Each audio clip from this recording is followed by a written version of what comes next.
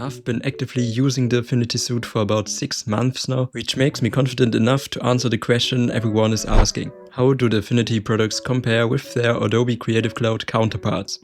A short insight to my background. I am a graduated graphic designer and graphic design has been a hobby of mine for 10 years. I would also like to add that I'm doing freelance jobs most of the time, so my experience might differ from someone in a permanent position inside the industry. Let's start with the pricing. You get an individual license for all of the products for 180 euros. I bought it when it was on sale and additionally using a discount code, which made me purchase the whole suite for 80 euros. This is a lifetime license. The only disadvantage you might encounter is that you only get free updates until they release a completely new version. So far this only happened once. The first edition of Affinity Photo was released in 2015 and the V2 version was released in 2022. Which means you got 7 years of free updates, and if you did own the first version, you were able to purchase the V2 version at a reduced price. In my opinion, that is more than fair, especially when comparing it to competitors. And if you don't need the whole suite, you can buy the individual products for 75 euros. Let's take a look at Adobe's pricing. For a single license, you can get one program for about 26 euros a month, but only if you subscribe for a whole year. If you were to cancel that subscription earlier, you would have to pay a cancellation fee. There also are some bundles which come at a more attractive price. And of course, you can get the whole Creative Cloud suite, which features over 20 applications for about 66 euros a month. Should be no debate who is the winner here, right? But what do you actually get for your money? Let's start with Affinity Photo and Photoshop. The biggest advantage of the Affinity products is how it utilizes your GPU. Everything in Affinity Photo is faster and feels smoother. From simply transforming your assets to utilizing more complex effects, Affinity feels so much more responsive in comparison to Photoshop. Affinity will provide you with a smooth 60 FPS experience, which honestly helped me having fun in graphic design again. This of course will also benefit you when drawing with the brush tools. I also like Affinity's brush presets and they are categorized in a better way than in Photoshop in my opinion. Like, who's this Kyle person in Photoshop? Also, if you're coming from Photoshop, you will feel at home with Affinity. The general UI looks almost exactly like in Photoshop. And even most of the shortcuts are the same. B for brush tool, V for selection tool, Ctrl D for dropping selections, and much more. Photoshop's biggest advantage and disadvantage is its age. Over the time it existed, there were so many specific tools added into Photoshop which Affinity doesn't have at the current time.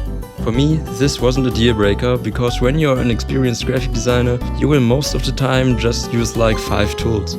Biggest disadvantage currently is probably Affinity's lack of AI tools and some smart selection tools. Affinity is working on it, but currently you might be faster in creating masks if Photoshop's selection tools work in your favor. Let's also don't forget the things the community added over the whole time existing. There are much more tutorials and presets for Photoshop. Luckily, you can import brush presets from Photoshop into Affinity Photo. You can even open PSDs in Affinity and change everything, even gradients. The tutorials I've watched for Affinity products so far were all pretty good. I really liked that most of them were short or even fast-paced. Because as an experienced designer using a new software, you pretty much know how to do something already but struggle to find a specific tool you're looking for. So you're basically just watching tutorial to find the 10 seconds where they're showing you the tools you're looking for. A cool feature inside every Affinity product is the Pexels integration. Without having to use any additional account, you can search for stock photos and drop them into your workspace, which is super nice whether you're using it as a placeholder or for your final product. In a conclusion, I would say that I'm much more motivated opening up Affinity, especially when doing small tasks. Because maybe you just have to crop an image, add text to something, draw a word circle, or optimize something for web. And honestly, opening Photoshop for something like this and waiting for it to launch feels like a burden sometimes. This is why I find so much more joy in doing it with Affinity Photo. It's just so much faster and more responsive. You might lack some very specific tools in Affinity, especially some of the lacking selection tools are a bummer. In my opinion, the better hardware utilization of Affinity alone is reason enough for me to use it instead of Photoshop. I've heard some complaints in the community about Affinity Photo's RAW support, that it isn't as good as Photoshop's Camera RAW integration. I am not a photographer, I am a graphic designer and a 3D artist, so the only time I am using the raw integration is when I render out something as an EXR file, and I am not really facing an issue with Affinity's developed persona. And when editing photos, I am most of the time just fixing things up with the stamp tool and similar things. So I had no issues with this, but I still wanted to mention it to give you a better overview of what you can expect. When people talk about whether they prefer Designer or Illustrator, there usually is a lot of discord. Of course, Affinity again shines with better performance by making use of your GPU. I also find things like alignment tools and the pathfinder easier to reach in Affinity Designer. I also like that Designer comes with more shapes to create you can choose from. When doing vector drawing, I would also say that Affinity Designer feels more intuitive to use, with many brush presets to choose from and being easier to access than in Illustrator. What Designer currently is lacking apart from AI tools is the image tracing from Illustrator. The image tracer can be used to convert pixel-based content into vectors, and currently there is nothing like that in Affinity Designer. Only thing you could do is to use another software or browser-based solutions to convert images and vectors and then export it into Designer. Also, Illustrator has some 3D tools that Designer is lacking. Again, the hotkeys are mostly the same in Designer, and the most crucial tools like Pathfinder, Pen Tool and Shapefinder are fully usable and come with a better performance than in Illustrator. Designer also comes with a few pre-made vector-based icons, which can speed up your workflow in some cases. I also like the color picker a lot more in Affinity Designer.